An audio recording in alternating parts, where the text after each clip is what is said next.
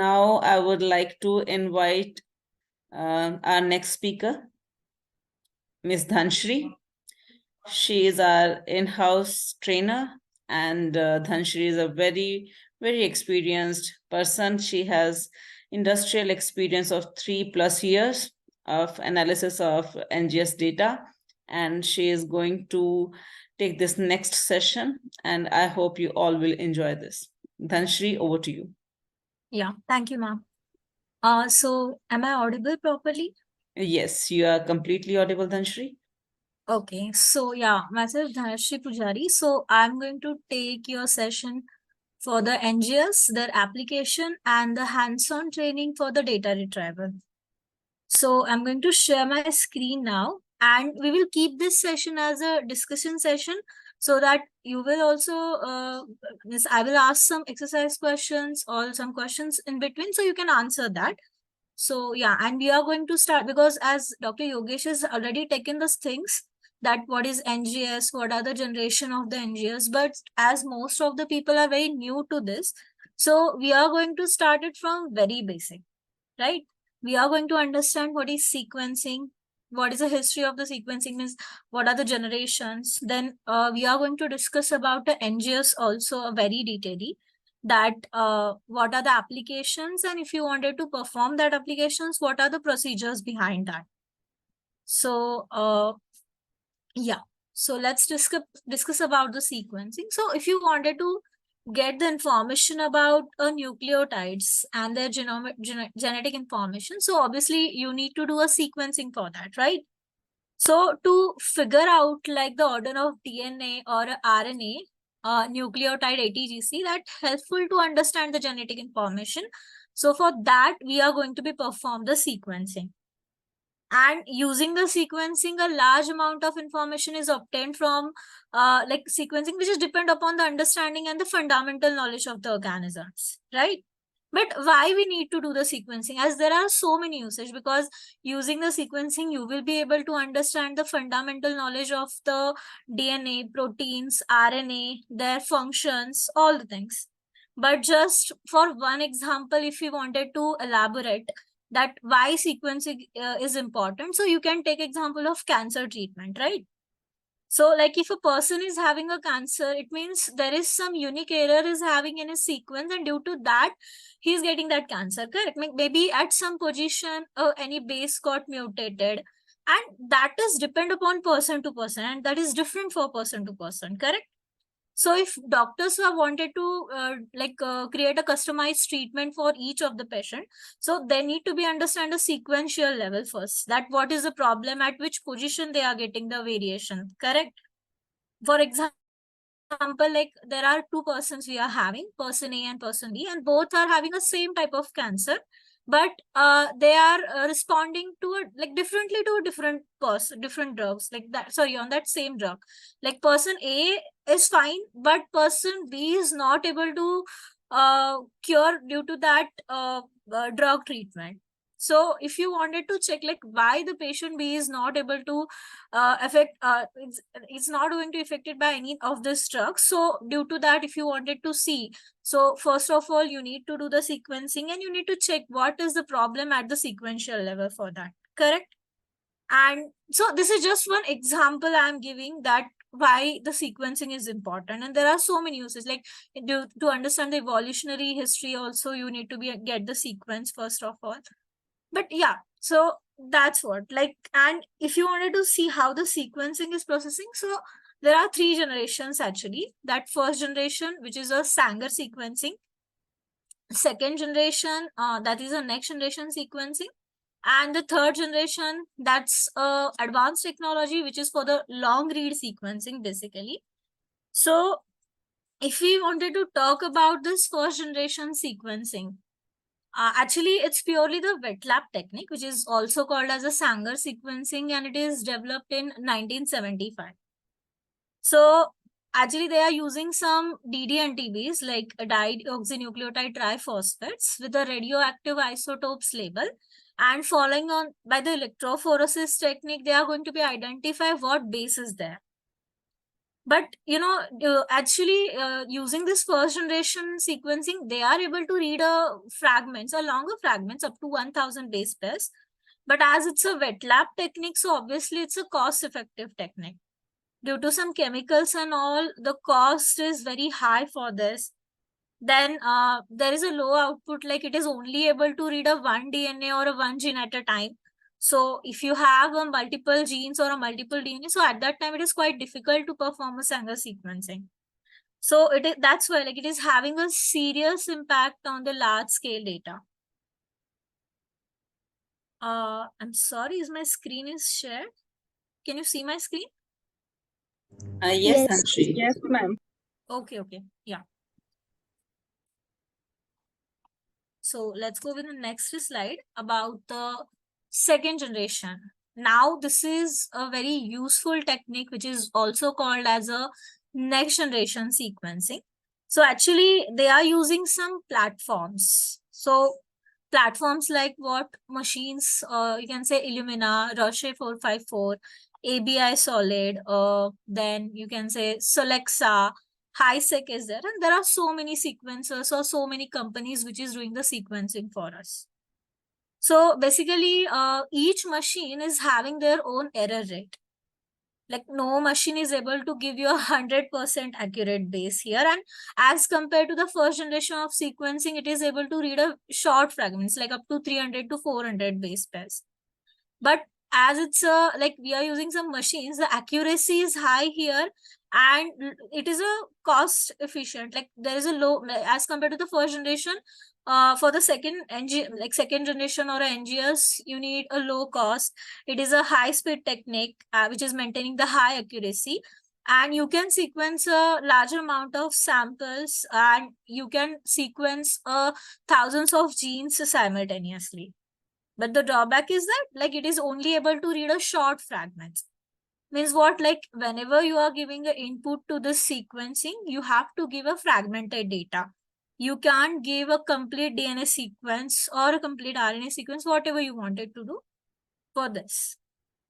So how we are going to be processed for the sample, that I will explain. As sir has already explained you, there's 3 steps: library preparation, then sequencing, and the data analysis. But still, I'm going to explain you all the terms again. But before that, let's go with the third generation. So basically, third generation technique, it contains advanced technologies, platforms like PathBio or Nanopore, which is having a higher capability, which is having a capability to produce a longer reads, like more than 1500 bases, which is up to some KB. Actually, what happens, like these machines are trying to do the sequencing without doing the fragmentation. But yeah, now still they are not successful in a higher eukaryotes, but yeah, now they are successful in a bacterial and viral genome. But the error rate is very high here. It is still undergoing for the development, and that is why people are mostly relying on the NGS. Okay, so this is about the 3 generations of the sequencing. So yeah, any question here?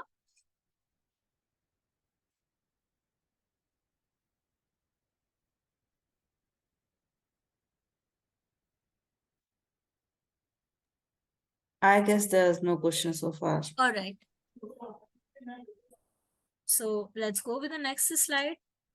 Yeah, now we are going to discuss about the NGS and its application. Yeah, that's what I'm going to explain now, sir, that how we are going to prepare the library.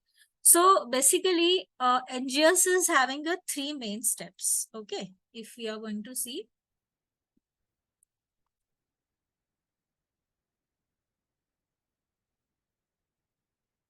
Yeah, just a second.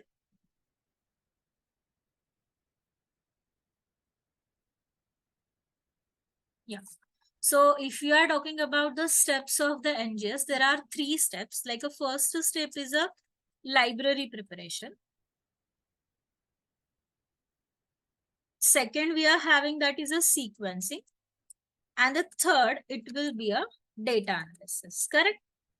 Now let's talking about the library preparation. Actually, it's purely the wet lab technique. This is a work of biologist. So as we are not able to perform it here, but I will just explaining you the steps. So consider you are having your sample of interest, right? Which is having some genetic material. So depend upon your aim of interest, like whether you will isolate the DNA or whether you will isolate the RNA, depend upon what you wanted to sequence, correct? Now, whenever you are isolating, so if you are isolating the DNA, you can directly process as it is. But if you are dealing with the RNA, you have to first convert that RNA into a complementary DNA, right? So why we are converting the RNA into complementary DNA? Because due to the stability purpose. RNAs are not stable. They are less stable, you can say. They cannot be amplified. And due to that, and there is a no sequencer which is able to read the uracil. So actually, for that purpose, we need to be convert the RNA into complementary DNA. Now, once we are having a DNA fragments, later we are going for the fragmentation. Correct? So using some restrictions enzyme, there is some random fragmentation is going on because machine is not able to read a complete sequence or a longer sequence. So we need to be give a fragmented data. So after that, once we are getting the fragments, later we are going to be add the adapters for this. So can anybody tell me what is the adapters here? Why we are adding the adapters?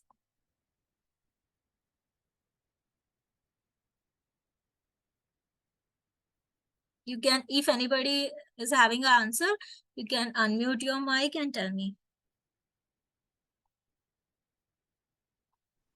Yes, I want to answer this question actually to prevent self-ligation. Right. They are used to attach for the flow cells as well, correct? Means adapters, these are the short oligonucleotide sequence, which is ligated at the end of the sequence, right? Means they are like a primer, but primer is very specific. Adapter is universal in nature, correct? Yes. So once the yeah, right, to avoid the sticky ends. So there are so many usage, but yeah, mostly we are used for the sample recognition as well and to attachment for the flow cells, correct? So that once the adapters are ligated, these adapter ligated fragments, we are sending it for the sequencing, and whatever the raw data we are getting from the sequencing company, that we are getting in the form of short fragments. So this is what we are having our raw data. And each fragment in this raw data, technically we called it as read, right? So once we are getting this read sequence, so in what format we are getting this raw data? In FASTQ format.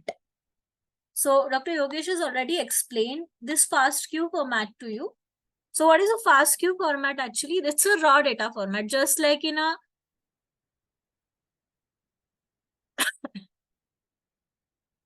just like we are having a FASTA format for the sequence, right? Which is always started with the greater than symbol, then some ID, then some description, and then sequence.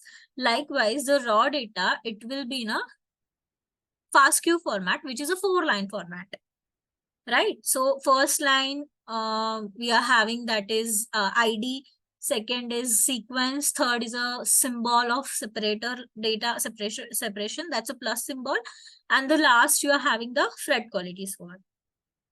So whatever the number of lines you are having in a FASTQ file, so divided that number of line by 4, it will be your total number of reads in your data, correct?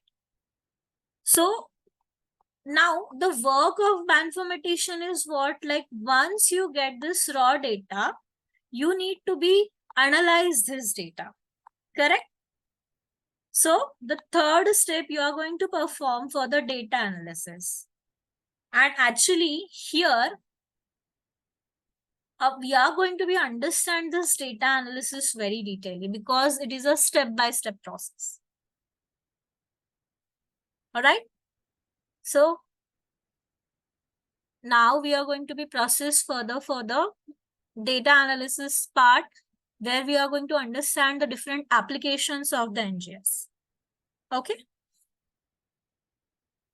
So actually there are sources. We are having a DNA and RNA, and depend upon the source, we are going to discuss now for the DNA is DNA sequencing and the metagenomics. And for the RNA, we are going to discuss about the reference-based RNA-seq and the de novo RNA-seq. So let's understand first about the DNA-seq. Actually, why we are doing the DNA sequencing. So basically for the DNA sequencing, if you wanted to perform just to know the ATGC sequence, right? We are performing the DNA sequencing because we wanted to determine the order of nucleotide. But actually here the main aim of the DNA-seq data analysis is to determine the variants, to determine the SNPs which is present in our sample. Okay, because the SNPs and variants, these are very important things if you wanted to find out is there any change you are getting in your data or in your sample, and due to that if you are facing any problem like any cancer or any kind of disease, so that you will be able to identify here at which position you are exactly getting the variant. So how you are going to identify it? With the help of reference genome. So let's take an example now, how we are going to identify it. So maybe considering you are having one raw data, which is a sequence data in a FASTQ format. And in that you are having the read sequences. And this data, maybe it is from the Homo sapien. So for the Homo sapien, you are already having the reference genome that you can download from any one of the database like NCBI, UCSC, Ensemble, or from whatever the database in which you are interested. And in the reference genome, you already know the bases are present like this, right? So what you have to do is, with the help of some tools, you need to be align these reads to this reference. Okay, so maybe the reads are aligning like this here. But in the reference, A is present, and whatever the number of reads are aligned here at this position, it is showing you some another base maybe like G, G. So this thing, the tool is going to detect as a variant here, because in the reference, we are getting some different base, and the reads which is aligned here at this position, we are getting the different base. So this is how we are going to be called the variations. But yeah, there is some step-by-step process we are having, some tools we have to use for it. So that's why we need a specific pipeline for it, right? So this is how, with the help of DNA sequencing, you can identify the variations. Any question here for the DNA seq? Hello, ma'am. Yes. Like you told, the align the reads to the reference by some tools. So, what kind of tools can be used for aligning the sequences? Yeah, so actually, if it's a DNA seq, you can use a BWA tool for alignment. BWA. You can use a bow tie also. Okay. Are they free or paid? Yes, ma'am. It's totally free. Okay, thank you. Yeah, means whatever the tools I'm going to tell you, all these are free. Like none of them are paid. Okay. Any another question? Hello, ma'am. Yes. Ma'am, you said that we have to like align this with some reference, any sample data with reference data. So what if like this sample was for Homo sapien and we had the reference data, but what if we don't have any reference?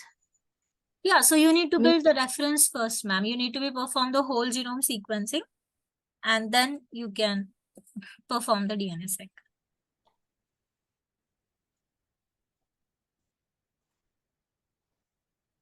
Okay. Now, Yes, ma'am. the next thing we are going to talking about the DNA seq is there are two types. It is divided into two types. One is a whole exome sequencing, another is a whole genome sequencing. So, you know, a whole exome is like, because we know in a DNA, it is coding. There is some part in the DNA which is coding for something functional protein, right? And that we call it as a exon. So complete set of exon, that we call it as a exome. And to sequence that exome, that is what we call it as a whole exome sequencing. And that exome is just only a 1% of our total genome.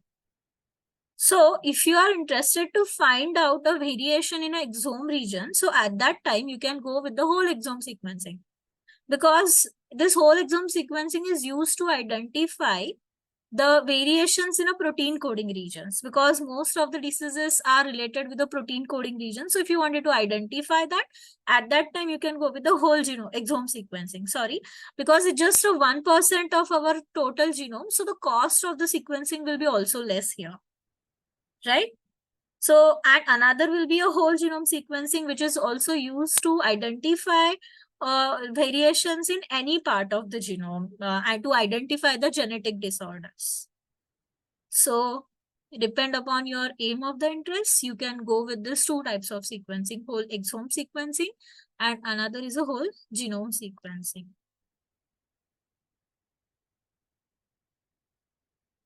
So, one question, how the bioinformatic analysis of exome sequencing is different from the whole genome sequencing?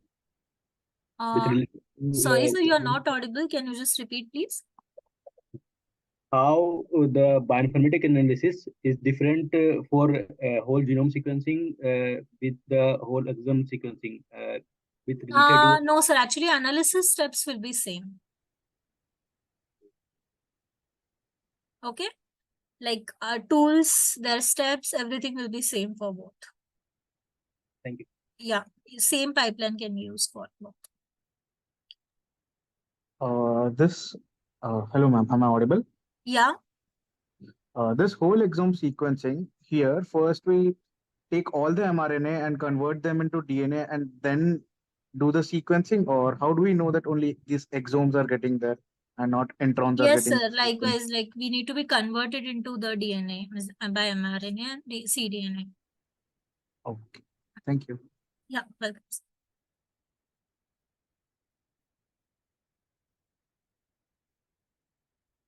All right. So let's just go with the next slide. That's coming under the DNA source called metagenomics. Actually, metagenomics, it is one application for the modern genomic technique to study the communities of microbial organisms directly in the not natural environment. Means if you wanted to identify the diversity, the different microorganisms in a biological sample. So biological samples means what? It can be anything, like it can be any soil sample, it can be any water sample, it can be any like tissue, cell, blood, serum, it can be anything. So in that, if you wanted to identify a diversity of microorganisms, so you can go with the metagenomics. Actually, there are two types of metagenomics we are having. Basically, a whole genome metagenome and another is a targeted metagenome. So actually, a whole genome metagenome, the name itself, it is suggesting like we are isolating the whole DNA of the organism and to identify what organism is there in the sample. But you know, actually, in the whole genome metagenome, the drawback is that there are high chances of the contamination. Means, consider that you are getting a sample from a soil. So doesn't mean in a soil you are only having a bacterial bacterial DNA, right? Maybe you are having a human DNA. Maybe you are having any another organism DNA. Maybe any another animal DNA also. So along with that, these human DNA or the animal's DNA is also going to be sequenced. And at that time, you will not able to properly get the sequence correctly, right? The analysis correctly. So if you know that your sample is pure, at that time you can go with the whole genome metagenome. Otherwise, later you can just go with the targeted metagenome. So again, the name itself, it is suggesting a targeted. So we are specifically targeting to any region. Like we all know, for every organism, we are having a very unique gene. Means like a bacteria is having a unique gene called 16S rRNA or 18S rRNA, which is very unique to the bacteria, right? So instead of going with the whole DNA, if you're only isolating that and you are going to sequence that, so you will be able to you will be able to identify the organism correctly, right? So actually, what is the procedure of the targeted metagenomics? Here, if I will explain you with the help of paint again.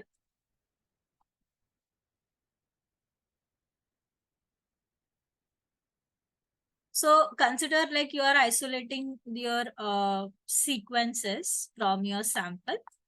But it's not like that one organism is present at only a one time. Maybe one organism is present multiple times. And if you are counting that multiply, so that will be your, like, count will be a wrong, right? So what they are processing this data with a clustering. Means maybe consider they have given the cutoff, like whatever the sequences with a 95% similarity, they will be clustered together. So maybe you are having the different kinds of clusters here. So this will be a one cluster, this will be second, this will be third cluster. And from this cluster, they are taking one largest sequence, that is a representative sequence, which is technically, we call it as a OTU, that is a operational taxonomic unit. So the main aim here in the targeted metagenomics is to get this OTU sequence. And once you will get the OTU sequence, then you will be able to identify like what organism is there. You will be able to perform the taxonomy analysis. You will be able to generate a phylogenetic tree. You will be able to find the alpha and beta diversity as well. So for all of these things, so as Dr. Yogesh has already also mentioned, like DADA2 also we can use. Otherwise, there is one tool also we are having called Quime. So this Quime2, that also we can use for this analysis. So this is about a targeted metagenomics.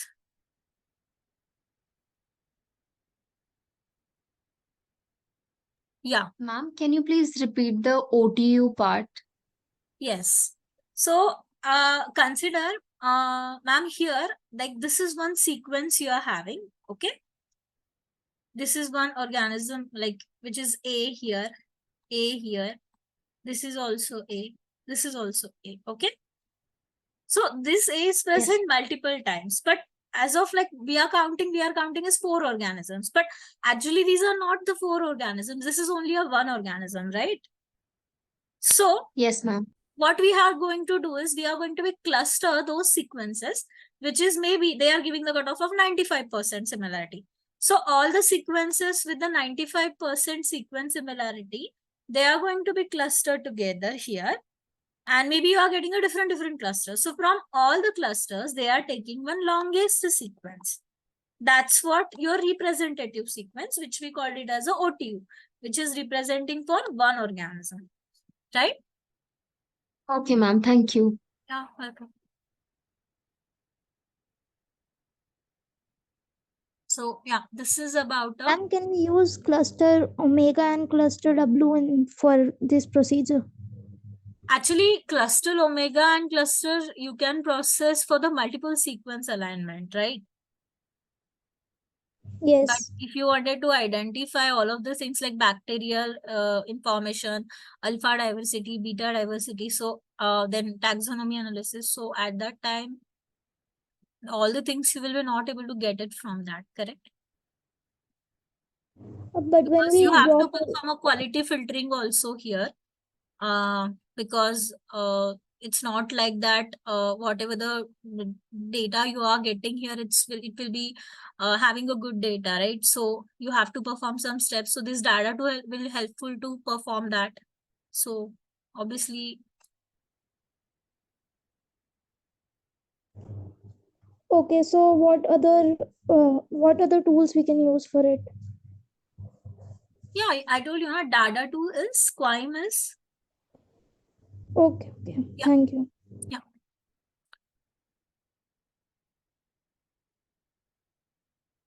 Okay. Any another question?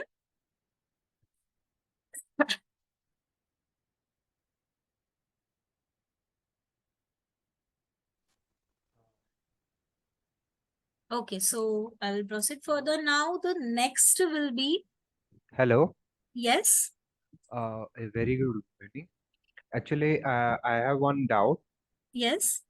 Actually, whenever I am processing through Chime 2, I am getting very low number of counts for each octave. Actually, I don't know how to overcome from that because my quality of the reads are very good, but I don't know how this Dada 2 is giving very less number of counts for each octave. Actually, sir, what options you are giving for the filtration in the Data2? I'm giving only default only. So you need to be check your parameters, sir, maybe. Okay. Yeah. Okay.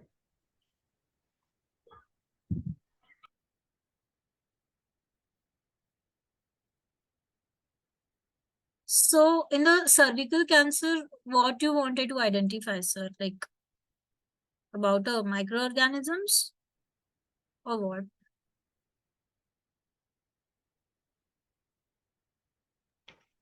Sorry.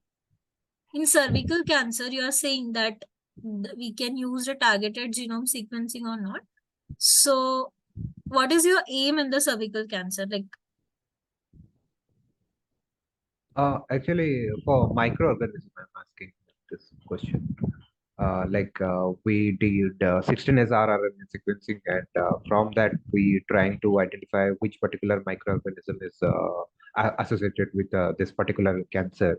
So that is the thing I want to ask here. so, sir, actually, to identify the organism, you can go with the targeted metagenomics. Yeah. That's what I am telling. Yes, Like sir. Yeah. also from metatranscriptomics, we can do the same thing, like removing the mRNAs and taking the RRN to find that how to it will we can get the particular microorganism. Yeah, actually, metatranscriptome is for the expression, differential expression for the different microorganisms. Yes, So, yeah, it's coming under the RNA part. yes. Yeah, right. Yeah.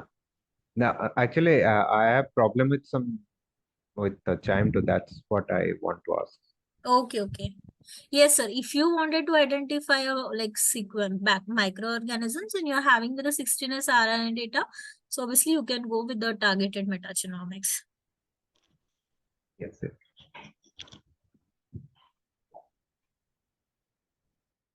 Actually, ma'am, in a targeted metagenomics, we are going with the sequence similarity clusters there.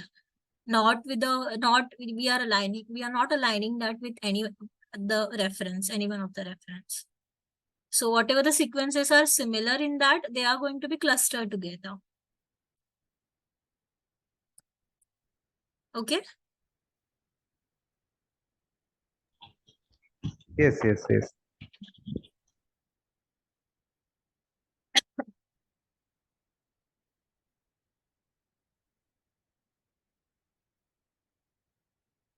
So variations, if you wanted to find out, sir, random variations, obviously, whole genome DNA sequencing, DNA seq analysis.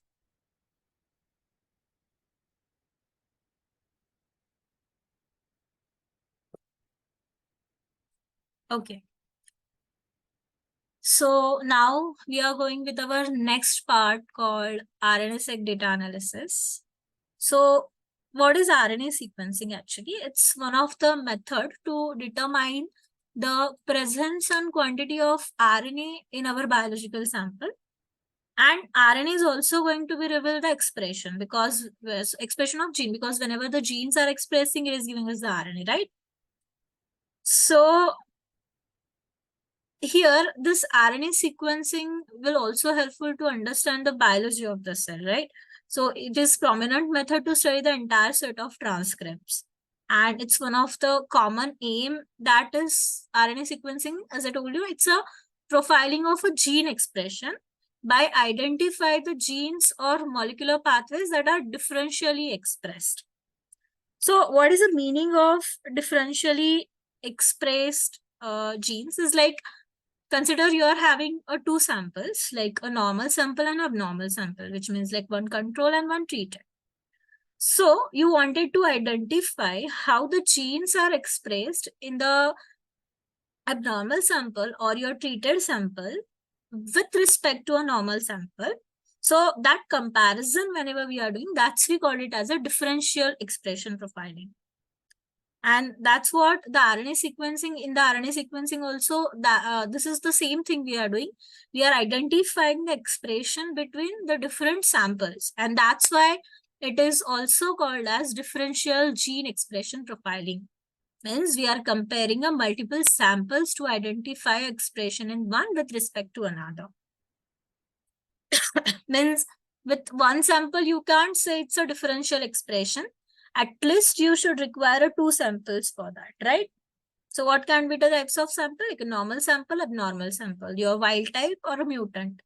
But it's not like that you have to always compare between a wild type or mutant, or you can say a control and treated. If you are interested to find out the expression between two normal samples, so that also you can do the comparison between normal one and normal two.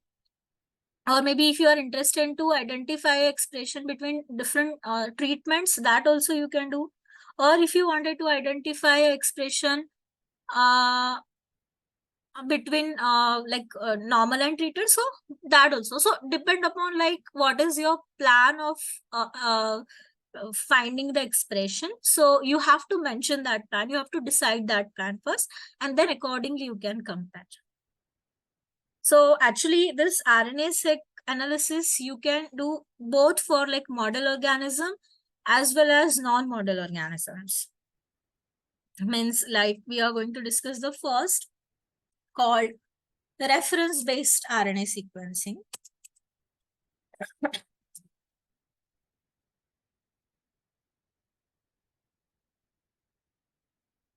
Yeah.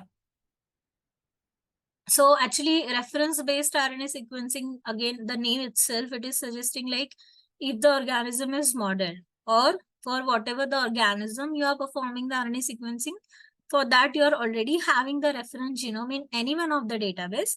So at that time you can perform the reference-based RNA sequencing. So now how, with the help of reference, we are going to identify expression, that we will see.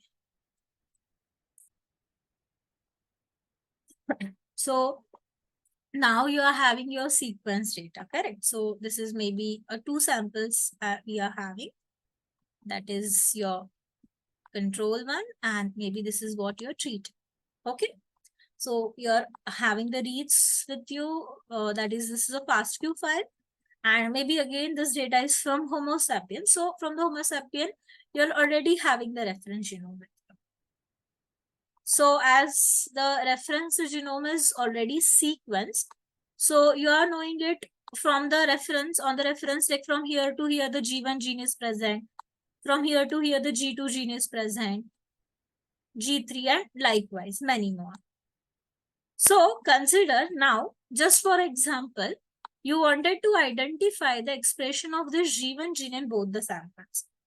So what you will do now here, you will align those reads in all the samples to the reference genome. So consider from the control one at this position in the G1 gene, 10 fragments are aligned like this. So what you will say that the G1 gene is expressed 10 times in the control one, right? And maybe from the treated here, 20 fragments got aligned. So what you will say that the G1 gene is expressed 20 times in the treated sample. That means highly expressed in the treated sample as compared to the control. And if this treated to sample is from any one of the disease, so you will say that due to the higher expression of the gene, the disease is occurring, right? After that, then you will be able to identify their functional enrichment, their pathway enrichment, that which pathways are enriched, what functions are enriched, how the genes from these samples they are interacting with each other. So all these things you can be able to find out with the help of reference-based RNA sequencing. So for everything, like for mapping also, for counting also, for comparing also, there are some different tools we have to use here. Correct? Yeah. So this is about the reference-based RNA set. If you have any question related with it, then.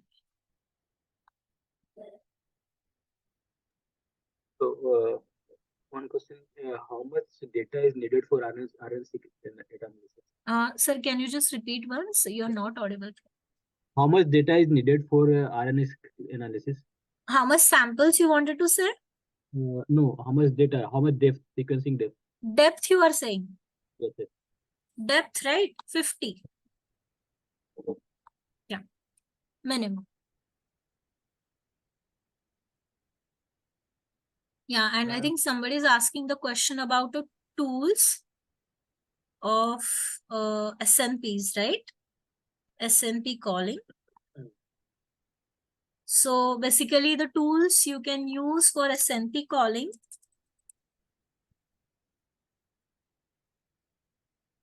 is like SAM tools. You can use BCF tools, you can use GATK, you can use. Okay.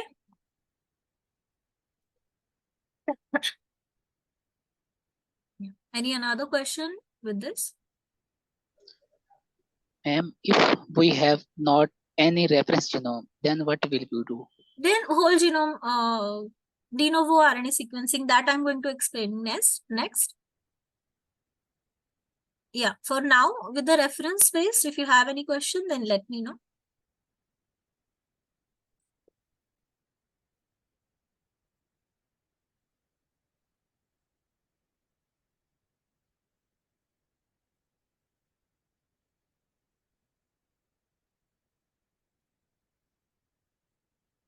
All right. So then I will proceed further for the de novo RNA sequencing. Reference RNA or reference genome you wanted to say?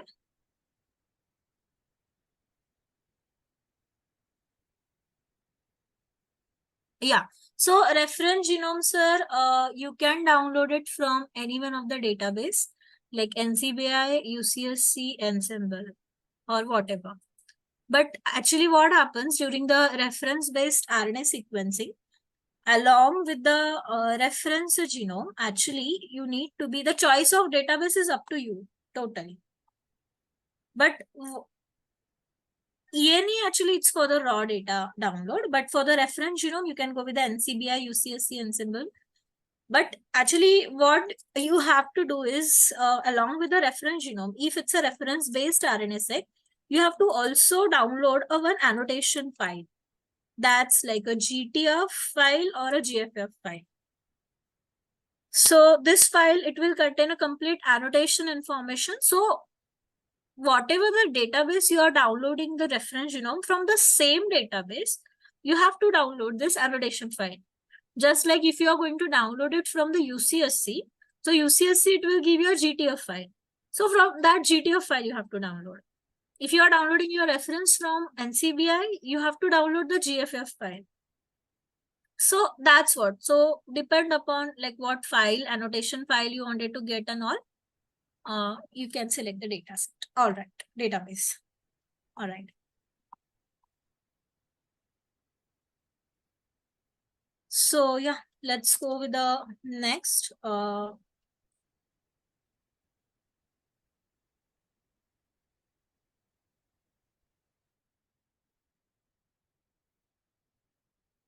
Whole genome de novo analysis. So actually for the whole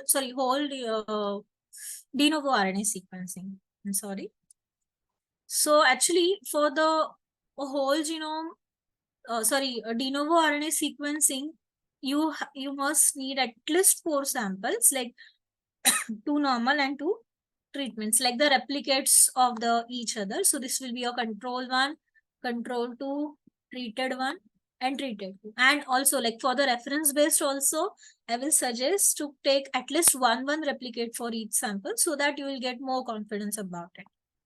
And here you are having your reads, which is already like this is a sequence data. But as it is a de novo RNA sequencing, so we don't have a reference genome here, right?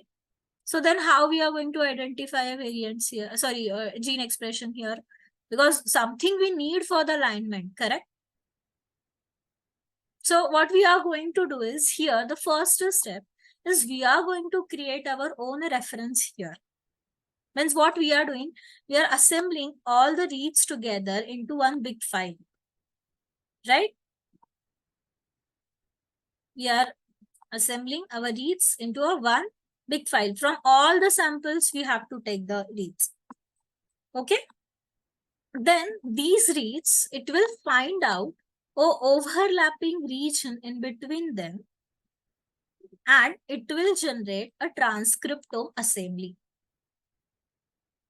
Why I am saying this is a transcriptome assembly, not the genome assembly? Because this is a RNA data, right? So once we are generating the transcriptome assembly, then same like a reference base, you are going to be align your fragments here, and you are going to count like how many number of fragments are aligned, and you will get the expression. But you know, in the reference based here, you already know like this is a G1 gene, this is a G2 gene. But here this will be not the case. Here you don't know what is the gene here, correct? So how you are going to identify what genes are expressed here? Can anybody tell me if you know? You can unmute your mic and tell me.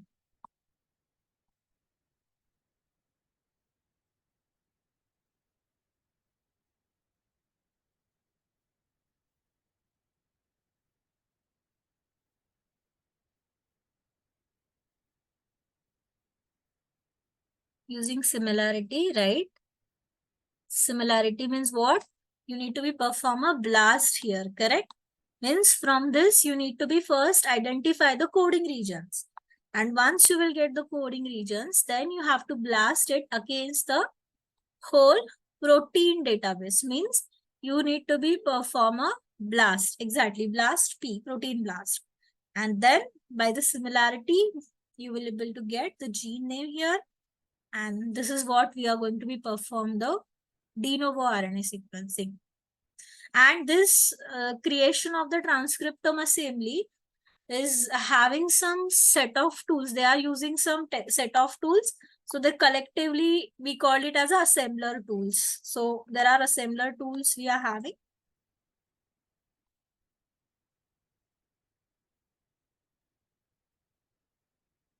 Okay. So this is what about the de novo RNA sequencing. So please let me.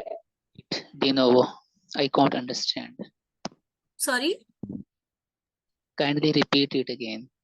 Complete process? Yes, ma'am. All right.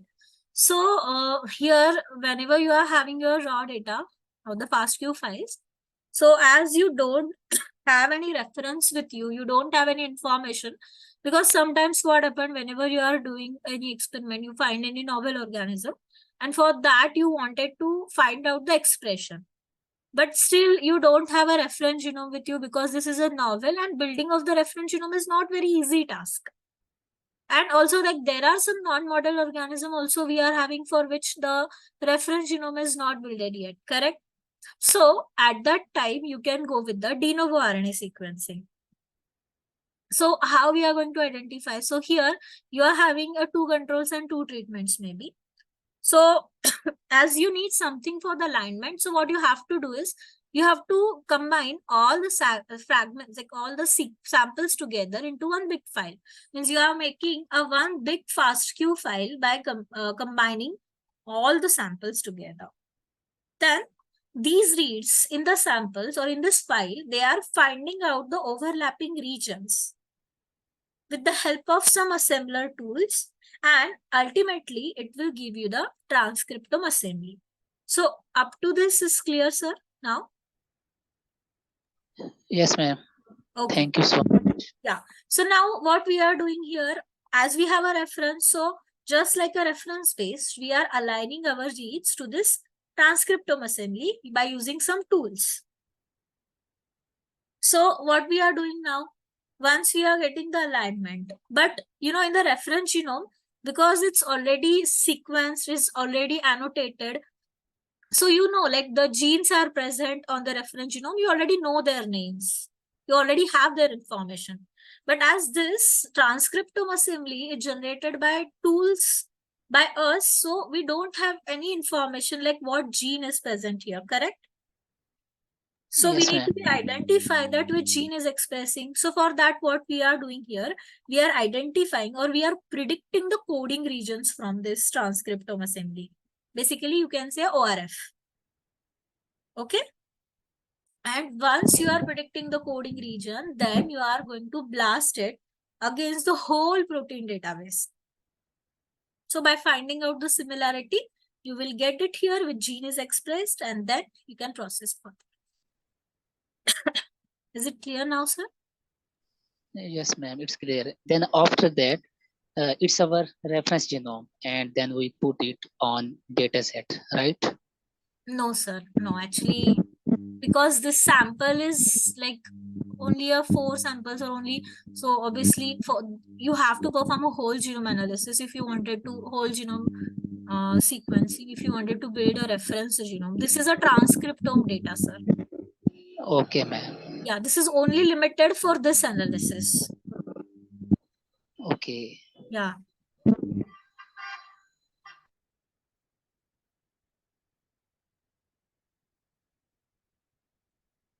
Yeah, you will get the recording. So, any question related with this?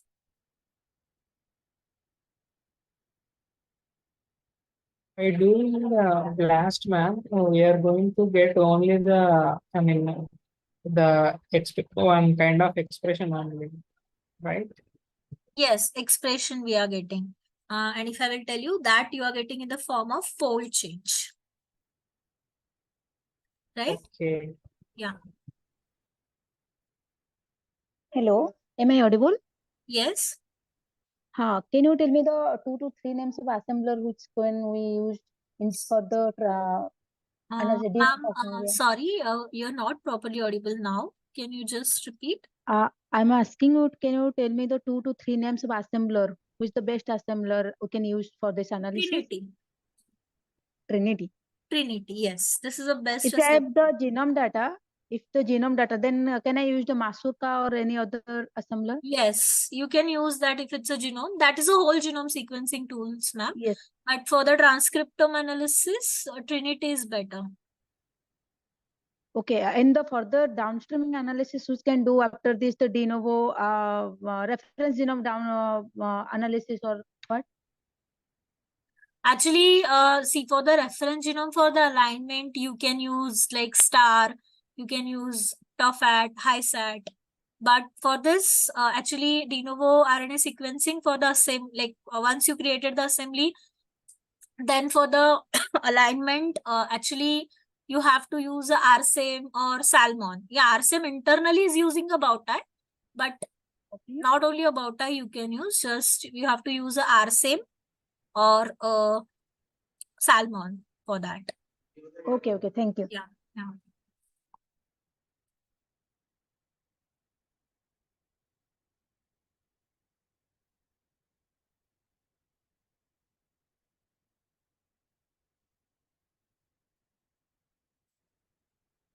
So, okay, so this is about the process, like de novo analysis, but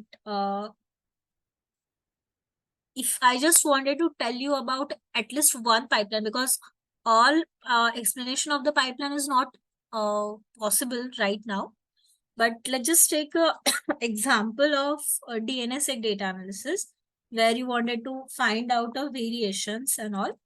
So what you can do, the first step, like our raw data collection, right? So the first and foremost thing is a raw data collection. So Actually, if you are having your own data, which is already sequenced, you can directly take the data from company if you're having. Otherwise, if you wanted to download the data, there are some publicly available databases. As Dr. Yogesh has already mentioned, that called SRA, ENA, Geo dataset, and there are many more.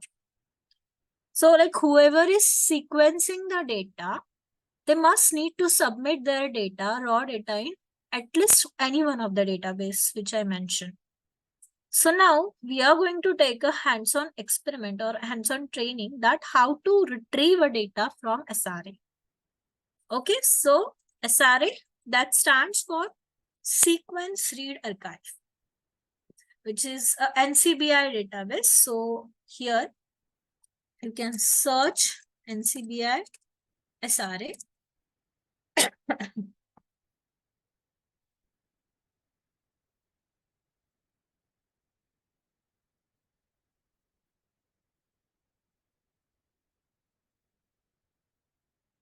So now here you can see that this is a homepage that Sequence Read Archive, which is available through multiple cloud providers and the NCBI servers. So this is a text-based search database, and here you are having some advanced search option also, depend upon like what you wanted to search, correct? That they are giving a different depend upon the accession, field, author, and all. So you can also go with the advanced. Now consider here, if I am interested to find out the information about a colorectal cancer. So I'm typing here colorectal. And here, if I will just give a space and say cancer. So actually what this SRA will do, it will search those hits which is having a separate word like colorectal and the cancer separate. But what I want those hits which is showing the combining colorectal cancer. So here, instead of giving a space, you can just add a plus symbol like add. Then maybe if you want for a specific organism, you can add a specific organism name here. If you want it for a specific gene, for specific layout or whatever it is, you can add that keyword here. Okay. Now I'm just going to search it. So here you are getting this many hits for the colorectal cancer. Now here you can see in the right side, it is giving you the different organism, right? So in which organism you are interested, accordingly you can select that. So the hits will minimize and you will get a more specific hits. So as of now, maybe consider I'm interested with the Homo sapiens. So you can just click here, you will get the hits related with the Homo sapien, not any organism, other organism. Then if you wanted to see the related information of this entry in another databases like Biosample, Bioproject database, dbGaP, Geo dataset, these are the other databases in the NCBI. So that also you can check it out here. Then in the left side, you are having a different filters, correct? So how you wanted to select your data, accordingly you can apply the filters over here like access, controlled, and public. So the data which is in a controlled access, they don't wanted to share that data with us, so we can't download that data. And the public, which is publicly available.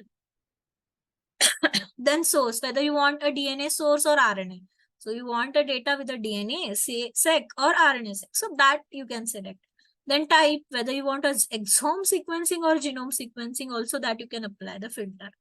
Then library layout, whether you want a paired end data or a single end data. So single end data means like whenever we are submitting a fragment for a sequencing. So if it is only reading from the one side, that's what we call it as a single end sequencing, correct?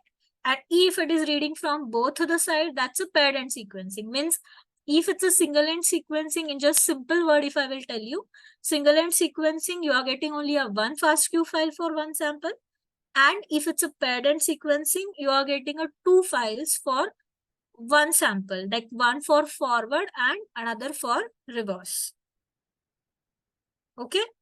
So depend upon, so paired end, it will give you a more confident result or like it is efficient result. So if you are interested, you can go with the paired end sequencing. Yeah. Then here, if you wanted to select your data from any specific platforms like Illumina, Iron Torrent, Nanopore, or ABS Solid, so that also you can apply. Then strategy, whether you want to genome, exome, RNA-seq, epigenomics, so that also you can select here. Then there are some clouds we are having for the SRX. So in which cloud you want, then what is the file type you want, whether you want a BAM file, FASTQ file. So this is how you can select you can apply the filter. So you will get a more specific hits. Now I'm just going on one random page number here, maybe. And I'm just going to open this entry to explain you how we are getting the information.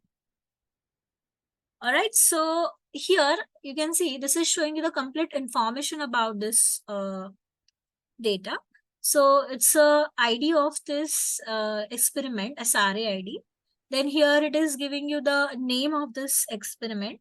Then what sequencer they used, how many, like what is the size of, how many bases they are having, what is the size of the data set to download. If you wanted to download the file, what is the size it is having, that also you can check it out. Then what design they did, then submitted by. So whoever is submitted that data, like any diagnostic center, any university, any research institute, so that thing, or any another database, so that you can check it out here. Then study. So what study they are doing? The DNA and RNA sequencing of 25 CRC patients. Then if you wanted to read the abstract about this, so here you are having the abstract as well.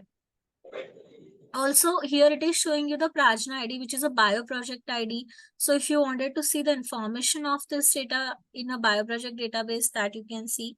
Then if you wanted to get the information of all runs, like how many samples they have run for this entry, so that all runs information, you can get it from this all runs tab. I'm coming on that all runs later. But for now, here you can see the sample information. It is from which organism, how they have prepared the library, means what is the name of the library, what instrument they have used, then what is a target strategy, that is a target capture, source, genomic, then selection, PCR selection they did, layout, it's a paired and data. And here they have mentioned one sample, then number of spots, the basis, size of the data set to download, and the date of publication. Right, so if you wanted to see the information related this data with any another databases, so this related database links also they have provided. Now here you can see this all runs, it is navigating you on a SRA run selector. So the common fields, it is giving you a basic information that we already discussed on the previous page. Then here, how many runs it is having, how many samples it is having. So 75 samples are there. Then bytes, size, and the basis. So here they have given. And here you are getting all the 75 samples ID and their information, right? So consider I have decided to download this now. Okay. So actually for the data downloading, what happens here? For the data downloading, we are taking the help of another database called ENA database, which is ENA that stands for European Nucleotide Archive. So why? Because this is a very easiest way to download the data from SRA. Because what happens generally, SRA for the paired data, it will merge both the file together. And we have to perform some extra steps again to separate out that. So to avoid the things, we are directly downloading the data from ENA database, European Archive, Nucleotide Archive, because it is giving us a separate files, separate FASTQ files for paired data. I'm copying this ID and then you can go with the ENA database.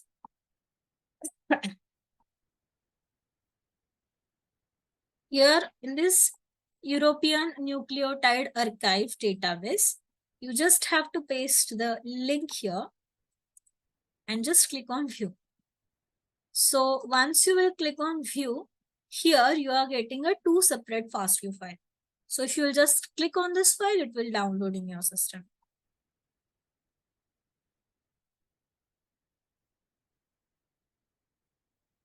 Okay, so this is how we are having.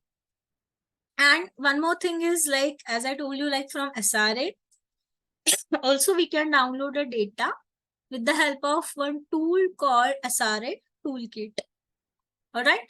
So what you have to do is, for the SRA Toolkit, you can just see here. We are already having the documentation there. Just a second. I will just give you an introduction about it.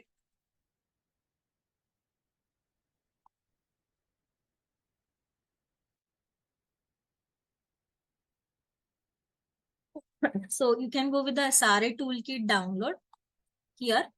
You can download it for Windows, you can download it for Ubuntu, Mac OS, depend upon what operating system you are having.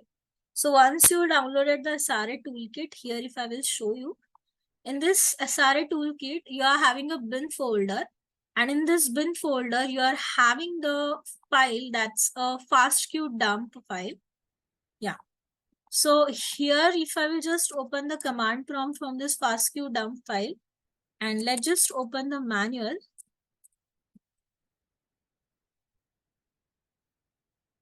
So here you are getting the command related with that. Also, you can check it out here. You can just have to call the tool FastQ dump. You just have to give this option and the ID. So you will get the sequence. So this is how you can download by both the way. All right. So this is what about the downloading. Now, once you are having your downloaded FastQ file, so as I told you, I will just explain at least one pipeline for the DNA analysis.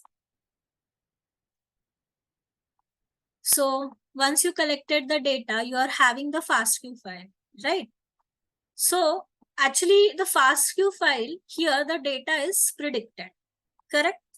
Like the machine is predicting the data or detecting the data. So whatever the data we are having, so for that, what you have to do is the first step, you need to be perform the quality control. Correct? So for the quality control, you can use the tool called FastQC.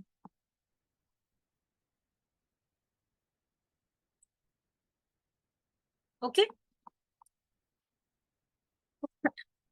So once you check the quality, so there can be two chances that maybe your data is having a good quality or maybe your data is having bad quality, right?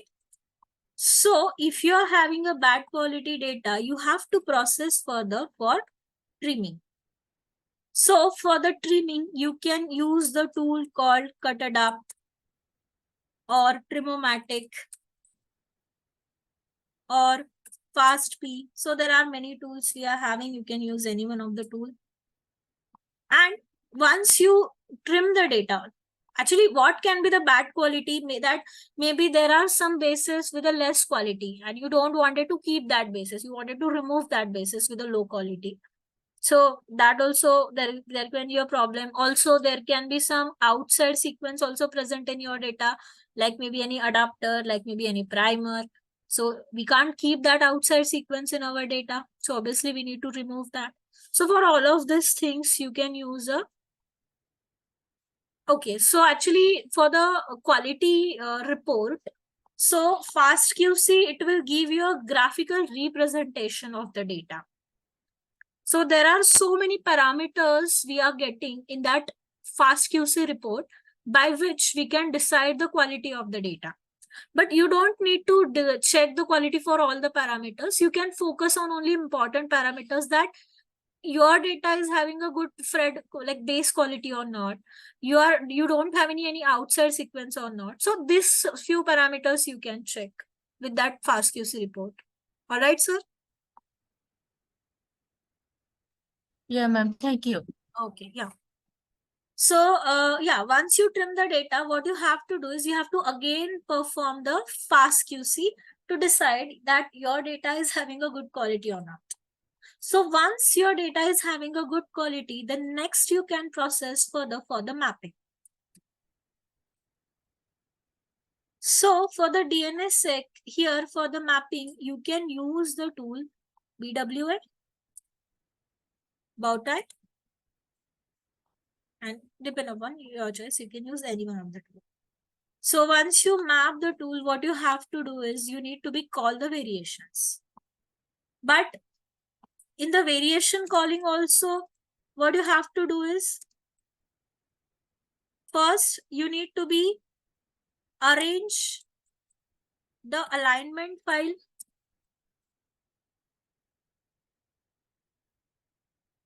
in sorted format, right? So for that you can use a SAM tools.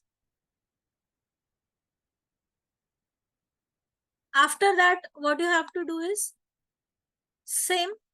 Next, you need to be remove the duplicates. So for that, again, you can use a SAM tools. Then you have to call the variation. So variation callings, you can use a SAM tools. You can use a BCF tools. You can use a GATK. Depend upon your choice, right?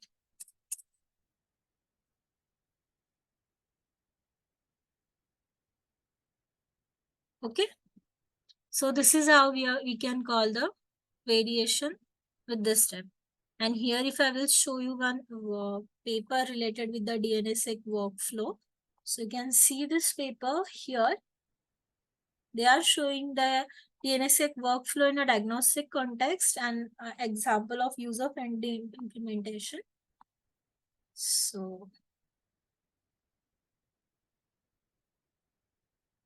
here you can see the quality filtering, alignment, then variation, and the annotation. So this is how, and they have given the same tools for it, right? And then here the steps also they have given very detailedly for the quality filtering, alignment, realignment, then yeah, all the things here. So this is a workflow of the DNA. Actually, for every NGS application, there will be a different pipeline because aim of every application is different. So depend upon what is your aim, we have to use that tools because every tool is also having the different algorithm that what results we want. So building of this pipeline is not a very easy task, and we are already having that built pipelines with us for applications. So if you wanted to learn that, you can, we are taking this all the applications here, right? Yeah. And one more quick thing that along with this, we are taking one more course, that's a microarray data analysis. That is also very important nowadays. Using this microarray data analysis, actually it is like a RNA sequencing, means like the aim is same, that you can identify a differential gene expression profiling. There are so many users, but mostly the gene expression profiling is the common use for the microarray technology. So what we are doing in a microarray technique. Actually, microarray, it's a cheap technique, sir. Like they are using some silicon chips or some microarray chips for perform, and RNA-seq is an NGS technologies. RNA is more advanced techniques, and like a microarray, the thing is that you cannot perform a microarray for novel data, but NGS RNA sequencing, like you can perform for known data as well as novel data. But yeah, microarray is like a cheapest technique, and as it is commonly used technique, so people are having like a more hands-on experience on this. So yeah, these are some basic difference between microarray and RNA sequencing. So what the process of RNA sequencing is like probe designing, hybridization, and the data analysis. So in the probe designing, what happens actually, they are designing some oligonucleotide sequence for each and every gene for which we are interested to identify the expression, and they are attached with a glass slide. Okay. So once the probes are designed, here they are isolating a RNA from both the samples, like normal as well as tumorous samples, and those RNAs are labeled with some fluorescence dyes by converting into the cDNA first of all, and they are labeled with some fluorescence dyes, like normal with the green and tumorous with the red. and they are combining these two fragments with the equal amount, and they are allowed to bind on the glass slide, which is already having the probe sequences. So these probes actually, these are complementary sequences for the gene of interest, gene of our interest. So what happens, like probes and this like our sample of interest, they are going to be bind, and that process we call it as a hybridization. So all this process are going to happen on the glass slide. So whatever the fragments, they are not aligned properly, they are submitted into a it's like they are going to be washed off, and the glass slide is processed further for the image analysis, right? So if the control is expressing, it is going to emit the green color. If treated is expressing, it is going to emit the red color. If there is no difference, so like yellow color. So this is how the microarray analysis is going to happen. But actually this analysis we are going to be performed on R. Just like as I told you, for the Linux, for the NGS, we are mostly preferring the Linux operating system. So for the microarray, we are going to be use the R programming language. So here you must need to have some basic knowledge. So that is why we are also going to take the R sessions as well, so that we can perform the microarray analysis also. Yeah. So this is what's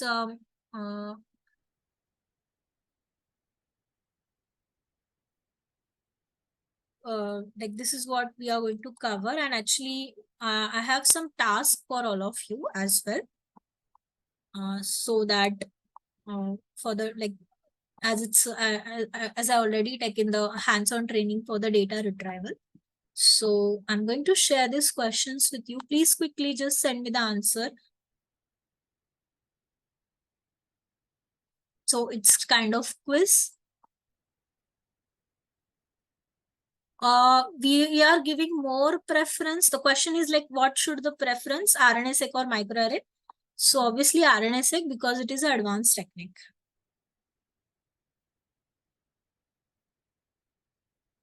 So yeah, please quickly give the answer, whoever is giving the answer, so that name will display here. Please.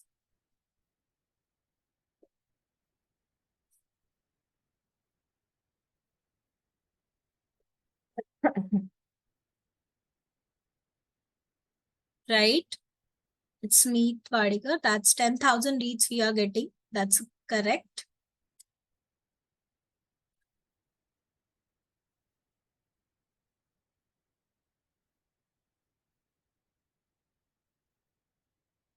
Correct. Yeah. Tell me the second.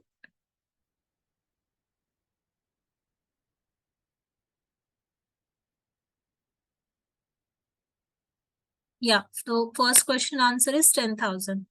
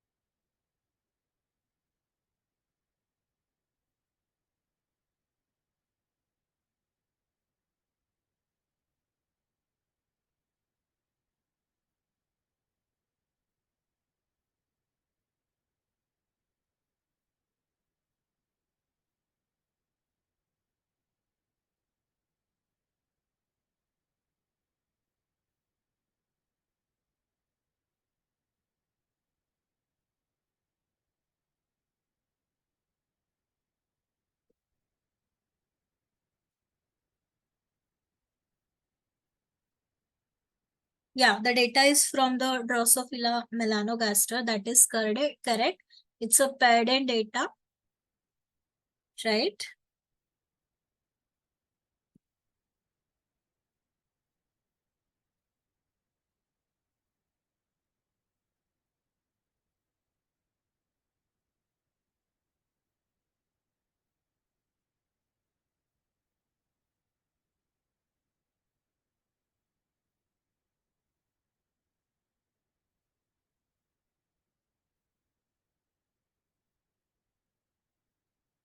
Yes, it's a paired and data, correct?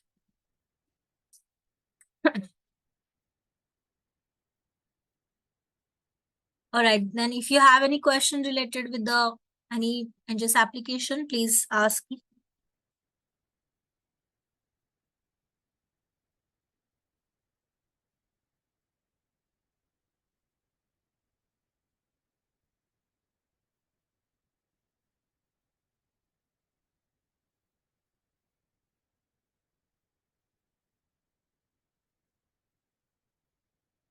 Okay, great.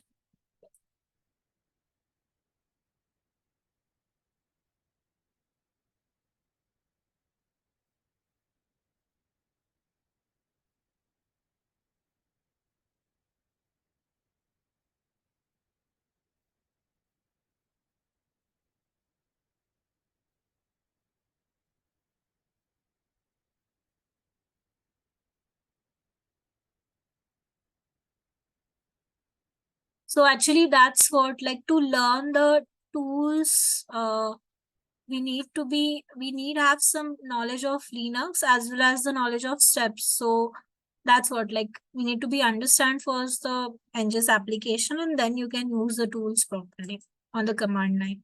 So you need to be learn the Linux first, and then the tools you can do. Okay. Yeah.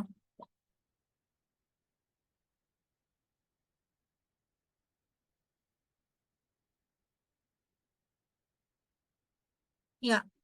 Yes, it's 37.5 MB data set, correct? So it will download total 2 files.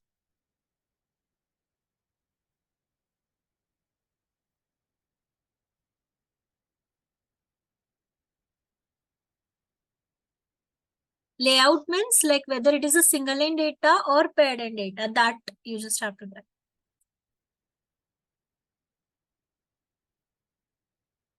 Okay.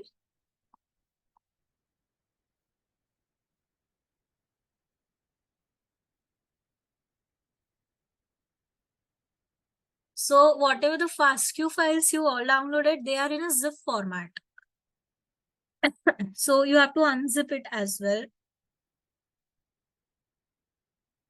Yeah.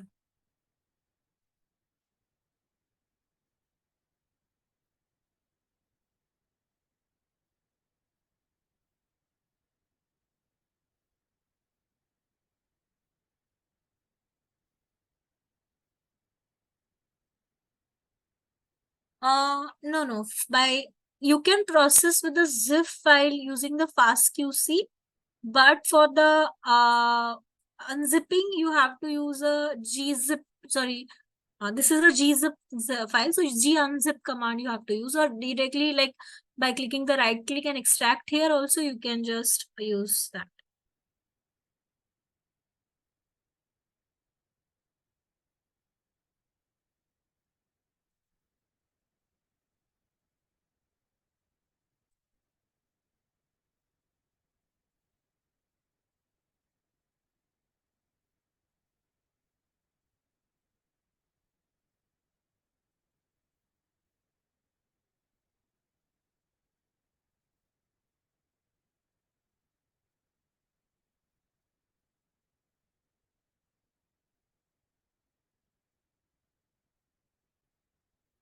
Okay, all right then. If you don't have any questions, so yeah.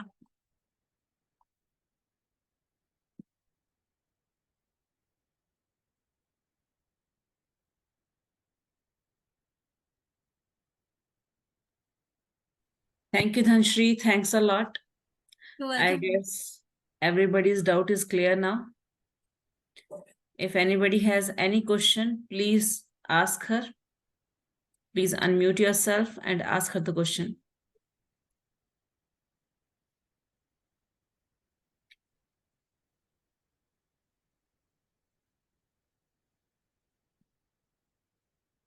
Actually, someone is asking, like, is there any authentic way to learn or resource to learn the Linux? Actually, it depends on like what like commands you wanted to learn. There are so many websites you are already having on browsers. You can learn some basic commands from that about Linux. Okay, then. Thanks a lot, Dhanshri. That was a really good session. I guess everybody enjoyed the session. And if still any doubt remains, we are going to share our feedback form, and please ask the remaining question there. Okay, so let us share my screen for a very short span of time. I know that all of you are a bit tired after such a long session, but let's chat for a while. Is my screen visible? Somebody please confirm. Yes, ma'am. Yes, ma'am. Thanks a lot. So, good evening, everybody. Thanks for being such a wonderful audience. My name is Deepshikha. I have done my PhD in bioinformatics, and I am founder of this organization named as Dr. Omics. So Dr. Omics is basically a molecular diagnostic lab. And here we use molecular diagnostic test. And the main vertical of Dr. Omics lab is this molecular diagnostic lab only. Here we use different type of tests to diagnose different type of diseases, and I'll let you know about this vertical in more depth in the coming slides. And the second vertical is regarding the research lab, and here we provide research and development trainings and education training to the desired candidates. So basically talking about the first vertical, that is the molecular diagnostic lab, we are providing different type of genetic test based on the DNA. And if I go to the website, it looks something like this. And here you can buy different type of test related to drug resistance, type 2 diabetes, cancer DNA, heart health, and everything is basically hereditary type of test. For example, if you want to search that whether you were having any genetic predispositions regarding cancer, so we can provide you with that. For example, somebody in somebody's lineage, if your mother, father, forefather, anybody was having cancer, and that has some genetic linkage. So if you are worried that whether you are going to have that cancer or not, we can get you the right answer. Apart from that, if you are, unfortunately, if you are going through a cancer and you wanna check yourself, then we have the facility that we can provide you with the exact data, whether you are going through any sort of disease, such type of disease or not, based upon your genetic analysis. Similarly, we have the test for type 2 diabetes and heart health DNA test. So yes, this is the procedure. You can go through our website and visit that. This presentation was not about this vertical one, and this presentation was more about the research lab. So in the vertical 2, somehow we realized that there is a gap between academia and industry. We have people who have some knowledge regarding bioinformatics. They have basics, but what you need to get a job, it is something different than the academic knowledge that you have. So when we realize there's a gap between academia and industry, even after having the degree of PhD, there is a gap. So we propose a solution that we want to make you industry ready. For this thing, we are proposing one-to-one training, the small group training, and the large group training.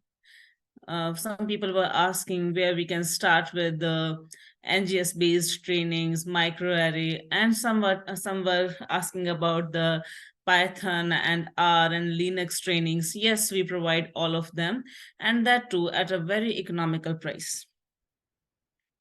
So recently we have launched 2 type of industrial bioinformatics internship. These internships are 6 months long, and the main feature of these internships are it will cover within the 6 month, and the 4 month will be dedicated to intensive coursework. We will teach you very different type of NGS sequencing, data analysis. For example, we will start with the DNA-seq data analysis, and then we'll go to RNA-seq. We will cover both. We will cover both this de novo and reference based, both will be covered, and everything will be command line based, right? So we are not going to teach you anything based on the Galaxy or the available tools based something. We will provide you the exact command line pipelines. After that, we will teach you how to analyze microarray data and metagenomics data. Everything will be covered. And cherry on the top is that after this 2-month extensive project work, there will 4-month extensive coursework, there will be 2-month research oriented project. We will guide you how to design a project, how to get the publicly available data, and then use that data to retrieve some useful information. And then after that, we will guide you how to convert that project into a meaningful research paper. We will guide you to publish that into a Scopus Index journal. So if you even don't have any basics of bioinformatics, you are a microbiologist, or you have done your degree in biochemistry or biotechnology, anything related to life sciences. If you have done your degree in, especially I'm talking about the master degree, because many of the jobs vacancy require that you must have a master degree at least in life sciences. So if you have a master degree, or if you are very interested and you don't have master degree, we will also entertain you. But we prefer that you must have a master degree. So after having the essential degree, if you want to learn bioinformatics, so you can start from very scratch. Will not think that you know even a bit about bioinformatics.